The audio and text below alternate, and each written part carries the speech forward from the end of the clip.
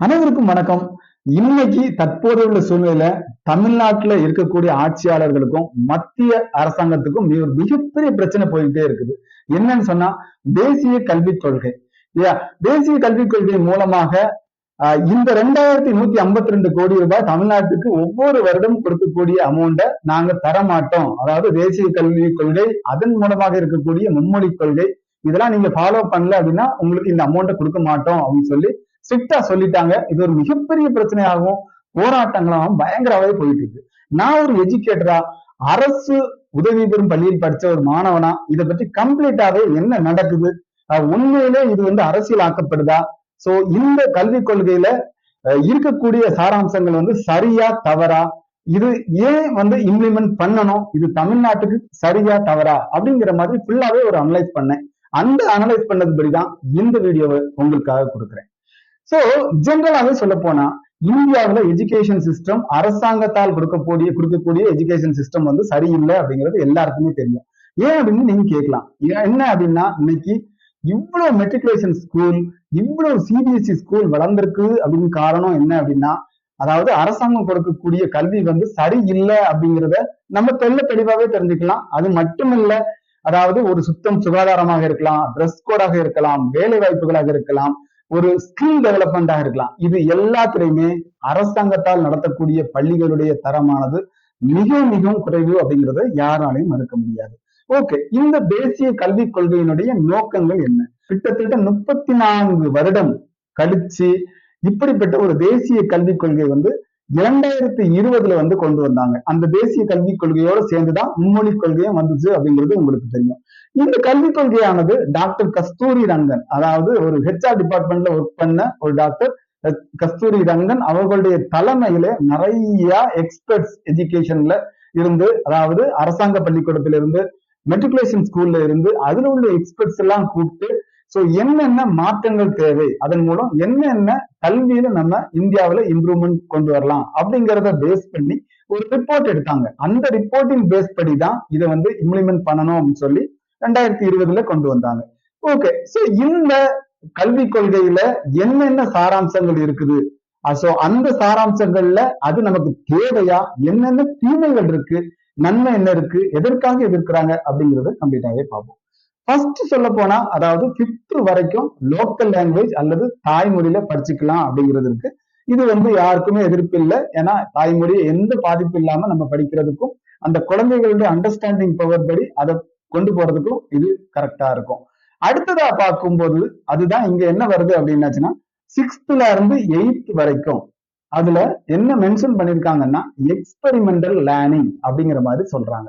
So experimental learning அப்படின்னு சொன்னாச்சுன்னா ஒரு தொழில் சார்ந்த படிப்பு. இப்ப 10th முடிச்ச பிறகு இன்னைக்கு ஐடிஐக்கு போறாங்க நிறைய ஸ்டூடெண்ட், அல்லது 12th முடிச்சதுக்கு அப்புறம் ஐடிஐ அப்படி போறாங்க, அல்லது பாலிடெக்னிக் போறாங்க.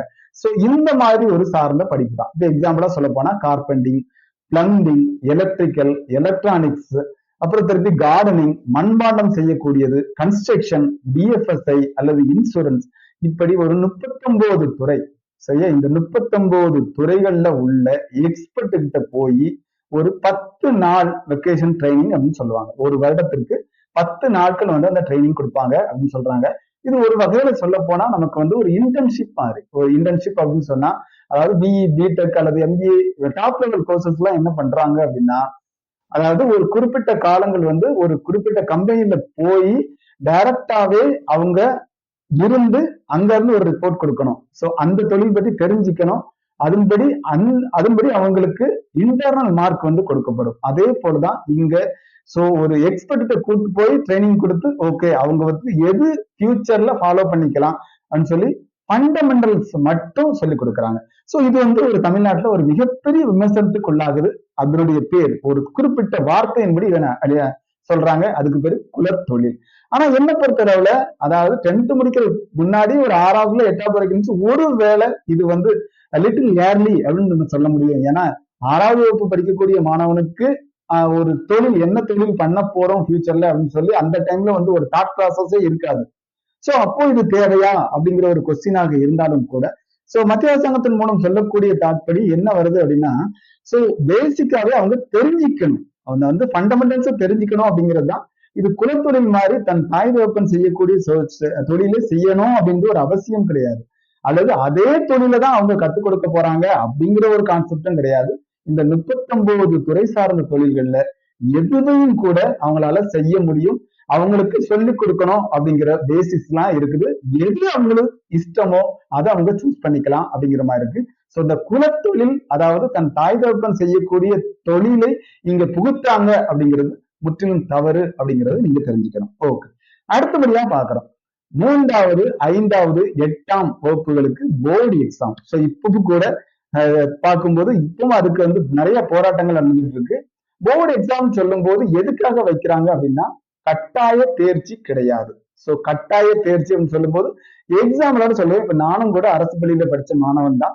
சோ கட்டாய தேர்ச்சி எந்த அளவு மாணவர்களை பாதிக்குது அப்படிங்கிறது எனக்கு தெரியும். அதாவது இப்போ இந்த மத்திய அரசாங்கம் கொண்டு வந்த திட்டத்தின்படி 3வது 5வது 8ஆம் வகுப்புக்கு அந்த மாதிரி கான்செப்ட் கிடையாது. ஓகே, என்னென்ன தீமை அப்படின்னு சொல்லி என்னுடைய எக்ஸ்பீரியன்ஸ்ல நான் சொல்றேன் அப்படின்னா, சோ 11th பிறந்து, அதாவது அந்த டைம்ல 11th மட்டும் கட்டாய தேர்ச்சி அப்படின்னு சொன்னதுனால என்ன நடந்ததுன்னா அவங்க ஒழுங்காவே படிக்க மாட்டாங்க, படிக்க முடியாது. யாருமே அவங்களை படிந்து போர்ஸ் பண்ண முடியாது. அவங்க என்ன எக்ஸாம் வச்சாலுமே அந்த நேரத்துல அவாய்ட் பண்ணிட்டு போலாம். படிச்சா என்ன, படிக்காட்டானே, நான் தான் அடுத்த கிளாஸுக்கு வந்துருவேனே, சோ அப்புறம் எதுக்காக படிக்கணும். சோ ஆசிரியர் அடிக்கக்கூடாது அப்படிங்கிற ஒரு கான்செப்டும் இருக்குது. அதனால யாருமே கட்டுப்படுத்த முடியாத மாணவர்கள் இஷ்டப்படி இருப்பாங்க. அவங்களால எந்த முறையிலுமே கட்டுப்படுத்த முடியாது. அவங்களுக்கு ஒரு இன்டர்னல் எக்ஸாம் கிடையாது, அல்லது இன்டர்னல் மார்க் கிடையாது, பிராக்டிக்கல் மார்க் கிடையாது, நத்திங். சோ அவங்களால எதுவுமே வந்து செய்ய முடியாது. அவங்க வந்து எதுக்கு செய்யணும், நான் படிச்சாலும் சரி, நீ படிச்சா நான் பாஸ் பண்ணா, நான் படிக்கல பாஸ் பண்ணேன் அப்படின்னு சொல்லக்கூடிய ஒரு சூழ்நிலை வரும். சோ அந்த சூழ்நிலையில ஒரு பாதிக்கு பாதி ஒரு சின்ன கண்ட்ரோல் வைக்கணும் அப்படின்னு சொல்லிதான் அந்த 3வது 5வது 8வது வகுப்புக்கு மட்டும் போர்டு எக்ஸாம் வச்சு கட்டாய தேர்ச்சி கிடையாது அப்படின்னு சொல்றாங்க. இது ஓரளவுல நல்லதுதான் அப்படின்னு சொல்ல முடியும். ஒரு பக்கம் அதாவது படிக்கக்கூடிய மாணவர்களுக்கு வந்து மனதளவுல பாதிக்கப்படும். இருந்தாலும் நம்ம கண்டிப்பா படிக்கணும், படிச்சாதான் பாஸ் பண்ண முடியும், பாஸ் பண்ணாதான் நம்ம அடுத்த கிளாஸுக்கு வந்து போக முடியும் அப்படிங்கிறதுல மிக தெளிவாக இருப்பாங்க. அவங்கள படிக்க வைக்க முடியும் அப்படிங்கிறதுக்கும் சொல்ல முடியும். சொல்ல போனா அது இதுல நன்மையும் இருக்கு, தீமையும் இருக்கு. சோ கட்டாய தேர்ச்சி முறையில வந்து சோ என்ன பொறுத்தளவுல சோ பெட்டரா நம்ம யோசிக்கணும் அப்படின்னு சொன்னா, சோ ஒரு மாணவன் வந்து படிக்கணும் அப்படின்னு சொல்லி அவங்கள நம்ம தூண்டுறதுக்கு இந்த முறை வந்து உதவும் அப்படின்னு பாக்குறோம். அடுத்தது பார்க்கும்போது 9வது வகுப்பு முதல் 12ஆம் வகுப்பு வரை செமஸ்டர் தேர்வு. இந்த செமஸ்டர் தேர்வுனா என்ன அப்படிங்கறத நான் உங்களுக்கு சொல்றேன். செமஸ்டர் தேர்வுன்னு சொல்லும் போது 6 மாதத்திற்கு ஒரு முறை ஏற்கனவே படிச்சதை தூக்கி ஓரம் போட்டுட்டு படிப்பாங்க. இப்போ நாங்கெல்லாம் படிக்கும்போது அதாவது இந்த டே 1ல இருந்து என்ன படிச்சோமோ கடைசி வரைக்கும் அந்த இயர் முழுவதும் படிப்போம். எதுக்குடா படிக்கிறோம், இது அன்னையில இருந்து இன்னைக்கு வரைக்கும் ஞாபகம் வச்சுக்கூடிய சிச்சுவேஷன் எதுக்கு இருக்குது, ஏன் இப்படி பண்றாங்க அப்படின்னு நினைச்சோம். இது ஒரு நல்ல திட்டம் செமஸ்டர் தேர்வு அப்படிங்கிறது. இப்ப அந்த திட்டங்கள் வந்து இப்பவும் மெட்ரிகுலேஷன் ஸ்கூல்ல கொண்டு வந்திருக்காங்க, சிபிஎஸ்சில இருக்குது, ஆல்ரெடி இருக்குது. அது மட்டும் இல்லாம கல்லூரிகளும் இருக்கு. கல்லூரிகள் செமஸ்டர் சொல்லும்போது 6 மாதத்துக்கு, அதாவது டிசம்பர் மாசம் நமக்கு ஆஃப் இயர்லி வைக்கிறாங்கல்ல, அந்த டைம்ல அது வரைக்கும் என்ன படிச்சோமோ அவ்வளவுதான். அதுக்கப்புறம் அந்த எக்ஸாம் முடிச்சதுக்கு அப்புறம் நம்ம புக்கை தூக்கி தூர போட்டுறோம். சோ புதுமையாக ஒரு புக் வரும், அந்த புக்கு ரிமைனிங் 6 monthsக்கு நம்ம படிக்க போறோம். அதுதான் செமஸ்டர்.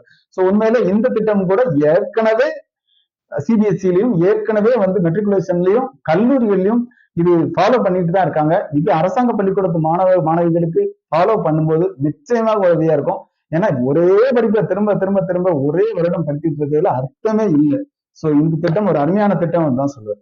அடுத்தபடியா பார்க்கும்போது இதுல ஹைலைட் என்னன்னா 10ஆம் வகுப்புக்கு பிறகு எந்த குரூப்பையும் இஷ்டத்துக்கு தேர்ந்தெடுக்கலாம். சோ இஷ்டத்துக்கு தேர்ந்தெடுக்கலாம்னு சொல்லும்போது இப்போது உள்ள சூழ்நிலையில என்ன நடக்கு அப்படிங்கிறது உங்களுக்கு தெரியும்.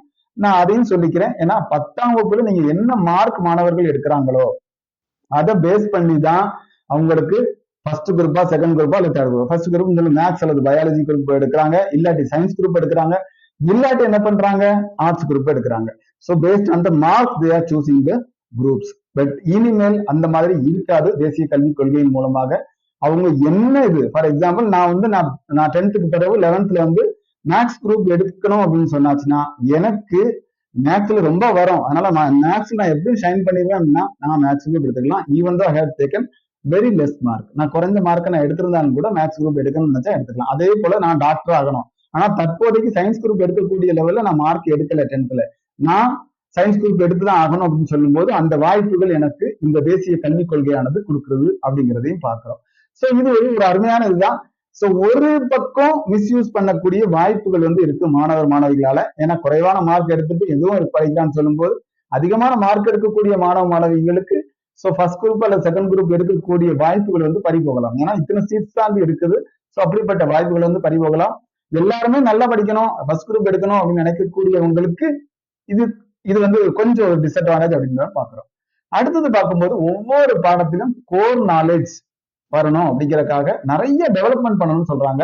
சோ இந்த தேசிய கல்விகள் மூலமாக கல்விக் கொள்கையின் மூலமாக அப்ளிகேஷன் டெவலப்மெண்ட் பண்ண போறோம் அப்படின்னு சொல்றாங்க. சோ இப்போதைக்கு சொல்லப்போனா அரசாங்க பள்ளிகளில் படிக்கக்கூடியவங்க அட்வான்ஸா எதுவுமே செய்யறது இல்லை இல்லையா? அட்வான்ஸா எதுவுமே செய்யறது இல்லை. ஒரு வாட்ஸ்அப் குரூப் கூட இன்னைக்கு இல்ல அரசாங்க பள்ளிகள். ஏன்னா அதுக்கு யார் இனிஷியேட்டிவ் எடுப்பா அப்படிங்கிற ஒரு இது இருக்குது. ஆனா ரொம்ப அந்த அப்ளிகேஷன் டெவலப்மெண்ட் பண்ண போறோம், அதன் மூலம் நிறைய முன்னேற்றங்களை கொண்டு வர போறோம் அப்படின்னு சொல்றாங்க. ஏன்னா இன்னைக்கு எல்லா ஃபீல்டுலுமே இன்னைக்கு முன்னேற்றங்கள் இருக்குது. அது கன்ஸ்ட்ரக்ஷனா இருக்கலாம், டிரான்ஸ்போர்ட்டாக இருக்கலாம், அல்லது எந்த ஃபீல்டு, விவசாயத்துல கூட இன்னைக்கு அதிகமான டெவலப்மெண்ட் வந்துட்டு. ஆனா எஜுகேஷன் டிபார்ட்மெண்ட்ல வந்து டெவலப்மெண்ட் வரவே இல்லை. அன்னைக்கு போலதான் இன்னைக்கும் போயிட்டே இருக்காங்க. அதனால நிறைய அதே போல அசஸ்மெண்ட்லயும் டிஃப்ரெண்டா வந்து மாத்த போறோம் அப்படிங்கிறாங்க. இப்போதைக்கு என்ன அசஸ்மெண்ட் இருக்கு அதை கம்ப்ளீட்டாவே மாத்தி டிஃப்ரெண்டா அசஸ்மெண்ட்டா மாத்த போறோம் அப்படிங்கிறாங்க. சோ அது போலவே அவங்க நிறைய இந்த ஸ்டேஜ்ல சொல்லி கொடுக்க போறோம் அப்படின்னாங்க. அதாவது 11th 12th வந்து ஏஐ, ஆர்டிபிஷியல் இன்டெலிஜென்ஸ் அப்படிங்கிறது, டிசைனிங், என்விரான்மெண்டல் எஜுகேஷன், ஆர்கானிக், அப்புறம் குளோபலைசேஷன், சிட்டிசன்ஷிப், இது அது போக கோடிங். சோ இது எல்லாமே அரசாங்க பள்ளிக்கூடத்தில் படிக்கக்கூடிய மாணவ மாணவிகளுக்கு சொல்லி கொடுக்க போறோம் அப்படின்னு சொல்லி ஸ்ட்ரிக்டாவே சொல்லியிருக்காங்க. அடுத்ததா மிக முக்கியமானதா ஏற்கனவே வந்து நம்ம ஸ்டேட் கவர்மெண்ட் வந்து அறிமுகப்படுத்திச்சு, இன்னும் முழுமையாக அறிமுகப்படுத்தல அந்த காலை உணவு திட்டம் இந்த தேசிய கல்விக் கொள்கையிலும் இருக்கு அப்படிங்கிறத உங்களுக்கு சொல்றேன். ஏன்னா தேசிய கல்விக் கொள்கை உள்ள வந்துச்சு அப்படின்னு சொல்லும் போது காலை உணவு திட்டம் ஆட்டோமேட்டிக்காவே வரும். ஏன்னா அதுக்குரிய ஃபண்ட் கூட இன்னைக்கு மத்திய அரசாங்கம் கொடுப்பதற்கு தயாராக இருக்காங்க. அடுத்தது பார்க்கும்போது 6ஆம் வகுப்புல இருந்து மும்மொழி கொள்கை. ஓகே, இது ஒரு மிகப்பெரிய ஒரு விமர்சனத்திற்குள்ளான மும்மொழி கொள்கை. ஃபர்ஸ்ட் நீங்க தெரிஞ்சு கொள்ள வேண்டிய விஷயம், இந்த வீடியோ பார்க்கக்கூடிய ஒவ்வொரு தெரிஞ்சு கொள்ள வேண்டிய விஷயம், this is not about Hindi. Okay, இந்தியை பற்றி இல்ல, மும்மொழி கொள்கை அப்படிங்கறத பற்றி தெளிவா நீங்க புரிஞ்சுக்கிறோம். பொதுவாகவே நான் சொல்லக்கூடிய விஷயம், அவர்கள் சொல்றதை அப்படியே நம்ம நம்பிட்டு அப்படியே கை தட்டிட்டு போகக்கூடாது. அவங்க சொல்றது உண்மையா அப்படிங்கிறத நம்ம அனலைஸ் பண்ணணும். சோ மும்மொழி கொள்கை அப்படிங்கிறது இந்தி அப்படிங்கிறது திணிக்கப்படவே இல்லை அப்படிங்கிறது இங்க தெளிவாவே சொல்லுது. அதாவது ஃபர்ஸ்ட் லாங்குவேஜ் வந்து தாய்மொழி, இரண்டாவது லாங்குவேஜ் வந்து இன்டர்நேஷனல் லாங்குவேஜ் அதாவது ஆங்கிலம், மூன்றாவது மொழி எனி லாங்குவேஜ் அப்படின்னு சொல்றாங்க. அதாவது இந்தியாவில் இருக்கக்கூடிய எனி லாங்குவேஜ் அப்படின்னு சொல்றாங்க. அந்த கொள்கை அப்படின்னு சொல்லும் போது ஒருவேளை நம்மளுடைய பக்கத்து மாநிலமான ஒரு மலையாள படிக்கக்கூடியதாக இருக்கலாம், அல்லது கன்னடாக இருக்கலாம், அல்லது தெலுங்கா இருக்கலாம், அல்லது இந்தியாவா இருக்கலாம், எதுவுமே படித்துக் கொள்ளலாம் அப்படிங்கிற ஒரு கான்செப்ட் 6ஆம் வகுப்புல இருந்து கொண்டு வராங்க. சோ இந்தி எதிர்ப்பு அப்படிங்கிற கான்செப்ட் வந்து இந்த தேசிய கல்விக் கொள்கைக்கும் இதுக்கும் சம்பந்தமே இல்லை அப்படின்னு தான் நான் சொல்லுவேன். ஒருவேளை ஃபியூச்சர்ல அவங்க புகுத்திடுவாங்க அப்படிங்கிற மாதிரி சில பேர் பேசினாலும் கூட புகுத்தக்கூடிய வாய்ப்புகள் வந்து மிகவும் குறைவுதான். ஏன்னா 34 வருடத்திற்கு பிறகுதான் இந்த எஜுகேஷன் சிஸ்டம் மாத்தணும் அப்படின்னு சொல்லிட்டு, அதுவும் கூட 4 years ஆல்ரெடி ஹேவ் கிவன். 2020ல இருந்து ஒவ்வொரு மாநிலங்களா இம்ப்ளிமெண்ட் பண்றதுக்காக டைம் வந்து கொடுத்துருக்காங்க. ஏன்னா உடனே எடுத்த உடனே மாத்திர முடியாது. புக்ஸ் மாத்தணும், ஸ்டூடெண்ட்ஸுக்கு இன்ஃபார்ம் பண்ணணும், நிறைய விஷயங்கள் இருக்கு அப்படிங்கிறதுனால இந்த மும்மொழி கொள்கையானது இன்னும் வந்து தமிழ்நாடு போன்ற சில மாநிலங்களால வந்து பின்பற்றப்படாம இருக்கு. இது இந்தி அப்படிங்கிறது கிடையவே கிடையாது. மும்மொழி கொள்கை, அதாவது ஏதோ ஒரு லாங்குவேஜ் அப்படிங்கிறது நீங்க தெளிவாகவே இருக்கும், தெளிவாகவே புரிஞ்சுக்கணும் அப்படிங்கிறது இருக்கும். சோ எந்த லாங்குவேஜும் எடுத்துக்கலாம், தமிழ் இங்கிலீஷை தாண்டி. சோ இதை பற்றி கொஞ்சம் டீட்டெயில்ஸா சொல்ல போனா, அதாவது இன்னைக்கு உள்ள தமிழ்நாடு அரசாங்கத்தினுடைய நிலைப்பாடை பற்றி நம்ம சொல்லும் போது இன்னைக்கு எவ்வளவு சிபிஎஸ்இ ஸ்கூல் இருக்குது, எவ்வளவு ஐசிஎஸ்சி ஸ்கூல் இருக்குது, மெட்ரிகுலேஷன் ஸ்கூல் இருக்கு. மெட்ரிகுலேஷன் ஸ்கூலை பொறுத்தளவுல இது வந்து கம்பல்சரி கிடையாது மும்மொழி, பட் இருந்தாலும் அவங்களுக்கு சொல்லிக் கொடுத்துட்டு தான் இருக்காங்க. ஆனால் மும்மொழி கொள்கை வந்து கட்டாய கல்வியாக இருக்கிறது நிறைய ஸ்கூல்கள்ல. ஏன்னா இதுக்கு அப்ரூவல் கொடுக்குறது, அதாவது நோ அப்ஜெக்ஷன் சர்டிபிகேட் சொல்லி ஒண்ணு கொடுக்கணும். அது மாநில அரசாங்கத்தால கொடுக்கப்படுது. நீங்க ரொம்ப யோசிக்கணும். அதாவது இப்ப தமிழ்நாடு அரசாங்கத்தால அப்ரூவல் கொடுக்கக்கூடிய ஒன்றுதான் இன்னைக்கு சிபிஎஸ்இ. அந்த ஸ்கூல்ல இன்னைக்கு மும்மொழி கொள்கை இருக்கு அப்படிங்கிறத நீங்க பாத்துக்கணும். அப்ப அரசியல்வாதிகள் வந்து எந்த மாதிரி கேம் விளையாடுறாங்க அப்படிங்கிறத நம்ம புரிஞ்சுக்கணும் அப்படிங்கிறத சொல்றேன். யாருன்றதுல பொதுவாகவே சொல்றேன். ஏன்னா இன்னைக்கு அதாவது லாஸ்ட் வீக்ல இருந்துதான் தமிழ்நாடு அரசாங்கத்துக்கோ அல்லது பொதுவாக மாநில அரசாங்கத்துக்கு இருக்கக்கூடிய அதனுடைய உரிமையை வந்து மத்திய அரசாங்கம் பறிச்சாங்க. அதாவது நோ அப்ஜெக்ஷன் சர்டிபிகேட் வந்து இனிமே தமிழ்நாடு அரசாங்க மாநில அரசாங்கத்துல வந்து வாங்க வேண்டாம், அதுக்கு பதிலாக சென்ட்ரல் கவர்மெண்ட் இதை போதும் அப்படிங்கிற மாதிரி சொன்னாங்க. இது வரைக்கும் மும்மொழி கொள்கையை பின்பற்றி கொண்டிருக்கக்கூடிய சிபிஎஸ்இ ஸ்கூலுக்கு அப்ரூவல் கொடுத்தது தமிழ்நாடு அரசாங்கம் தான் அப்படிங்கறத நீங்க புரிஞ்சுக்கணும். அப்ப எதுக்காக தமிழ்நாடு நடத்தக்கூடிய அரசாங்க பள்ளிக்கூடத்தில் மட்டும் இது ஏற்றுக்கொள்ளப்படவில்லை அப்படிங்கிறது கொஸ்டின். ஏன்னா நீங்க அப்போவே அதாவது சிபிஎஸ்இ ஸ்கூலுக்கு அப்ரூவல் வரும்போது அதை ரிஜெக்ட் பண்ணிடலாமே அப்படின்ட்டு ஒரு பக்கம் ஒரு சாரார் வந்து மிகப்பெரிய கேள்விகளை கேட்க, ஒவ்வொருத்தரும் அதாவது எந்த எந்த அரசியல் தலைவர்கள்லாம் இதை எதிர்க்கிறாங்க, அந்த அரசியல் தலைவர்களுடைய பிள்ளைகள் வந்து மும்மொழிகள் படிக்குதா இல்லையா, அல்லது அந்த அவங்க நடத்தக்கூடிய சிபிஎஸ்இ ஸ்கூல்ல ஏன் மும்மொழி கொள்கை வந்து இங்க கொண்டு வரப்பட்டது. மும்மொழி கொள்கை அப்படின்னு சொல்லும் போது அது ஹிந்தி இல்லை அப்படிங்கிறது ஒரு பக்கம். சோ எந்த லாங்குவேஜும் எடுத்துக்கலாம்னு சொல்லி பார்க்கும்போது சோ என்ன பொறுத்தளவுல மும்மொழி கொள்கை அப்படிங்கிறது ஒரு நல்லதுதான் பாக்குறோம். ஏன்னா அரசாங்க பள்ளிக்கூடத்துல படிச்சு ஒரு மிகப்பெரிய லெவல்ல வேலை வாய்ப்பை வாங்குறது அப்படிங்கிறது மிகவும் மிகவும் ஒரு டஃப்பான ஒண்ணு. ஒரு எக்ஸ்ட்ரா லாங்குவேஜ் நம்ம படிச்சுக்கிறது தப்பே கிடையாது. இப்ப நமக்கு வேலை வாய்ப்புன்னு சொல்லும்போது not only in Tamil Nadu, we are expecting from other states also. So ஒரு தமிழ்நாட்டை தாண்டி நம்ம மற்ற ஸ்டேட்ஸ்ல வேலைக்கு போகும்போது அந்த அந்த ஸ்டேட்ஸ்ல உள்ள மொழியை படித்துக்கிட்டாச்சுன்னா நிச்சயமாக அது ஒரு உதவிகரமா இருக்கும் அப்படிங்கிறதுல எந்த மாற்று கருத்துமே இல்லை. சோ அடுத்தபடியா பார்க்கும்போது 12th பிறகு சோ காமன் என்ட்ரன்ஸ் எக்ஸாம் மூலமா தான் அந்த ஒரு கல்லூரியில சேர முடியும் அப்படின்னு சொல்றாங்க. அதாவது ஒரு குவாலிட்டியை வந்து மாத்தணும். இன்னைக்கு பிரைவேட்லயே அதாவது பிரைவேட் கல்லூரிகள் டாப் லெவல் கல்லூரியில இருக்கக்கூடிய ஒவ்வொன்றும், நான் இன்னைக்கு ப்ரீவியஸ் வீடியோல போட்டிருப்பேன் டாப் லெவல் கல்லூரிகள் என்னென்னு சொல்லி, அந்த கல்லூரிகள் பிரைவேட்டால நடத்தக்கூடிய ஒவ்வொன்றுலையும் காமன் என்ட்ரன்ஸ் எக்ஸாம் இருக்குது. ஜேஇஏ பேஸ் பண்ணி தான் எடுக்கிறாங்க. அதாவது மிக உயர்ந்த லெவல்ல இருக்கக்கூடிய கல்லூரிகள்ல படிக்கக்கூடிய ஒவ்வொரு மாணவர்களும் இந்த என்ட்ரன்ஸ் எக்ஸாம் எழுதிதான் போகணும். சோ அதே போல இந்த 12th பிறகு அந்த இது கொண்டு வரோம். ஓகே, இதை பொறுத்தளவுல இது ஒரு தீமையான ஒண்ணு அப்படின்னு நான் சொல்லுவேன். இது சென்ட்ரல் கவர்மெண்ட் இதை கொண்டு வந்தது ஒரு தீமையான ஒண்ணுன்னு நான் சொல்லுவேன். என்ன காரணம் என்பது என்னை போன்ற மாணவர்கள் இல்லையா, சோ கிராமத்துல இருந்து வாரோம், திருச்செந்தூர் அதுல இருந்து ஒரு 13 கிலோமீட்டர் கிராமம், அந்த கிராமத்துல இருந்து ஒரு படிக்கக்கூடிய ஒரு மாணவனா சோ நான் காம்படிட்டிவ் எக்ஸாம் மாதிரி, அதாவது கிட்டத்தட்ட நான் 12th பிறகு அந்த காமன் என்ட்ரன்ஸ் எக்ஸாம் சொன்னேன்ல, அந்த எக்ஸாம் வந்து it is common for all the students including they are studying in matriculation school, ICSE school, CBSE எல்லாத்துலயும் படிக்கக்கூடிய மாணவர்களுக்கு ஒரே எக்ஸாமினேஷனா வைக்கிறாங்க. சோ இது கொஞ்சம் இப்படிப்பட்ட சூழ்நிலையில வச்சாச்சுன்னா அரசாங்க பள்ளிகளில் படிக்கக்கூடிய மாணவர்களுக்கு மிக மிகவும் டஃப். அவங்க வந்து கோத்ரூ ஆகவே முடியாது அப்படிங்கிற நிச்சயமா இந்த வீடியோ மூலமாக தெரியப்படுத்துறேன். ஏன்னா சோ அவங்களுக்கும் நமக்கும் கிட்டவே இல்லை.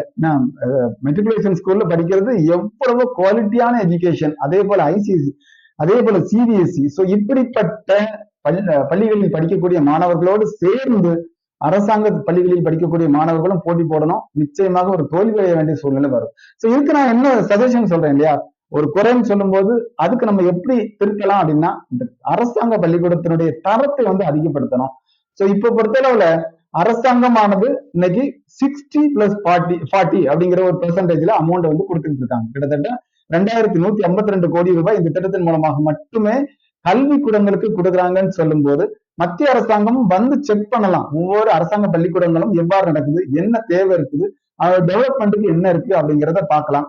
ஏன்னா இப்படி பார்க்கும்போது தான் அதனுடைய தரம் வந்து வெளிப்படும். அந்த தரத்தின் பேஸ் பண்ணி இந்த எக்ஸாம் வந்து பாஸ் பண்றதுக்கு வசதியா இருக்கும். ஆஸ் ஆஃப் நவ் இந்த காமன் என்ட்ரன்ஸ் எக்ஸாம் அப்படிங்கிறது வைக்கிறது வந்து ஒரு சரியான மெத்தட் கிடையாது அப்படின்னு சொல்லி நான் சென்ட்ரல் கவர்மெண்ட் சொல்லிக்கிறேன். ஓகே, இப்போ இந்த திட்டங்கள் மூலம் எதிர்க்கக்கூடிய காரணங்கள் என்ன? இப்போ அரசியல் சார்பாக இந்த திட்டங்கள் வந்து தமிழ்நாடு அரசின் சார்பாக இது சென்ட்ரல் கவர்மெண்ட்ல இருந்து பயங்கரமான சண்டை நடந்துட்டு இருக்கு. நாங்கள் 10,000 கோடி ரூபாய் கொடுத்தாலும் நாங்க வந்து இது வந்து நாங்க அக்செப்ட் பண்ண மாட்டோம் அப்படின்னு சொல்லக்கூடிய சிச்சுவேஷன்ல ஒண்ணு நான் வந்து ஒரு தெளிவான ஒரு பொதுவான நபரை நான் பேச ஆசைப்படுறேன். ஏன்னா நிறைய டிபார்ட்மெண்ட் வந்து தமிழ்நாடுக்கு சொந்தமானதாக இருக்கு. இபியா இருக்கலாம், அல்லது டிரான்ஸ்போர்ட்டா இருக்கலாம், அல்லது டாஸ்மாகா இருக்கலாம். So what ever you want you can do. என்ன நீங்க செய்யணுமோ செஞ்சுக்கலாம். மத்திய அரசாங்கம் தலையிடாது, அல்லது ஒரு தனிப்பட்ட நபர் தலையிட முடியாது. நீங்க இஷ்டப்படி செய்யறீங்க, நீங்க.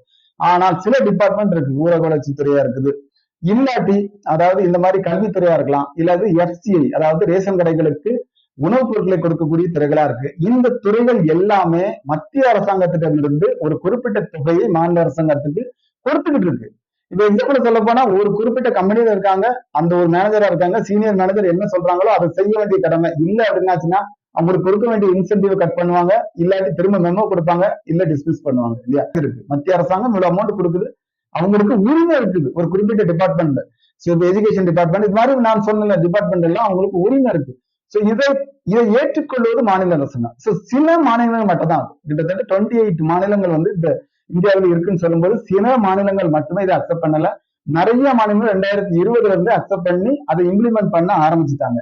என்ன பொறுத்தளவுல தேவையில்லாத இந்த மாதிரி வந்து பிரச்சனைகளை உண்டாக்கி தமிழ்நாட்டு மாணவர்களுக்கு கிடைக்கக்கூடிய நன்மைகளை வந்து டிலே பண்ணக்கூடாது. மத்திய அரசாங்கத்தின் மூலம் வரக்கூடிய அமௌண்ட்டை வச்சுதான் இன்னைக்கு மாநில அரசாங்கம் வந்து ரன் பண்ண முடியும் எஜுகேஷன் டிபார்ட்மெண்ட். சோ அப்படின்னு சொல்லும் போது இது தேவையற்ற விவாதம் அப்படின்னு சொல்லிதான் நான் பாக்குறேன். இன்னைக்கு பாக்குறோம் 4419 மெட்ரிகுலேஷன் ஸ்கூல் தான் இருக்குது நம்ம தமிழ்நாட்டுல. சோ ஆனா அதுல படிக்கக்கூடிய மாணவர்கள் பாருங்க 31 லட்சம். அதாவது ஒவ்வொரு மெட்ரிகுலேஷன்ஸ்லயும் எவ்வளவு பேர் இருப்பாங்க அப்படிங்கறத நீங்க இதை டிவைட் பண்ணி பாத்துக்கோங்க. ஆனா 37,000 கவர்மெண்ட் ஸ்கூல் இருக்குது, ஆனா 52 லட்சம் மாணவர்கள் தான் இருக்காங்க. சோ இதுல நம்ம என்ன பார்க்க போறோம், அதாவது 4400 பேர்ல அடிக்கக்கூடிய மாணவர்கள் அவங்க என்னென்ன தேவை அப்படின்னு பார்த்து அதுக்கு தகுந்தாப்புல கொண்டு போயிடுறாங்க. மாணவர்களை வந்து கவர்ந்து எடுக்கிறாங்க. அவங்க வேலை வாய்ப்புக்கு என்ன தேவை அப்படிங்கிறத கொடுக்குறாங்க. இன்க்ளூடிங் அந்த மும்மொழி கொள்கை அப்படின்னு சொல்லுவாங்க. அதாவது ஒரு லாங்குவேஜ் எக்ஸ்ட்ரா தேவை அப்படின்னு சொல்லி மாணவர்கள் மட்டுமல்லாது மாணவர்களுடைய பெற்றோர்களும் கூட நினைக்காங்க. சோ அதனாலதான் இந்த மாதிரி மெட்ரிகுலேஷன் ஸ்கூலையும் சிபிஎஸ்இ ஸ்கூலையும் நோக்கி மாணவர்கள் போறாங்க. சோ இந்த மாதிரி மாற்றங்கள் தேசிய கல்விக் கொள்கையின் மூலமாக வரக்கூடிய மாற்றங்கள், மும்மொழி கொள்கையின் மூலமாக வரக்கூடிய மாற்றங்கள் நிச்சயமாக ஒரு மிகப்பெரிய மாற்றத்தை கொண்டு பண்ணும். ஏன்னா நம்மளுடைய ஸ்டாண்டர்ட், நம்மளுடைய கல்வியினுடைய தரத்தை வந்து நம்ம மாத்தணும் அப்படின்னு சொல்லும் போது இப்படிப்பட்டவர்கள் கண்டிப்பாக தேவை. 559 ஸ்கூல் வந்து சிபிஎஸ்இ ஸ்கூல் தமிழ்நாட்டில இருக்கு. 77 ஐசிஎஸ்இ ஸ்கூல் வந்து இருக்குது. சோ இவை எல்லாமே வந்து ஒரு மிகப்பெரிய லெவல்ல வளர்ந்துட்டு இருக்குது. இந்த மாணவர்களுக்கும் மாணவர்களுடைய பெற்றோர்களுக்கும் என்ன தேவை அப்படிங்கிறத பேஸ் பண்ணி அவங்க டெவலப்மெண்ட் பண்ணிக்கிட்டே இருக்காங்க. இந்த same development is required for the government school students also. அதனால தயவு செய்து அரசியல் தலைவர்கள் வந்து இதுல வந்து அரசியல் ஆக்காம, சோ நிச்சயமா இது வந்து தமிழ்நாட்டுக்கு சில குறைபாடுகள் நான் சொன்னது போல இருந்தாலும் கூட நிச்சயமாக இது தேசிய கல்விக் கொள்கையை நம்ம வந்து இம்ப்ளிமெண்ட் பண்றதுனால ஒரு மிகப்பெரிய மாற்றத்தை நம்மளுடைய எஜுகேஷன்ல வந்து நம்ம பெற்றுக்கொள்ள முடியும் அப்படிங்கிறதுல மாற்று கருத்து இல்லை. சோ நான் இங்க சொன்ன ஹைலைட்ல வந்து என்னென்ன டிஃபரன்ஸ் உங்களுக்கு ஃபீல் பண்ணாலும் தயவு செய்து கமெண்ட்ல தெரியப்படுத்துங்க. உங்களுக்கு ஆன்சர் பண்றதுக்கு நான் ரெடியா இருக்கேன். மீண்டும் அடுத்த வீடியோவில் சந்திப்போம். வணக்கம்.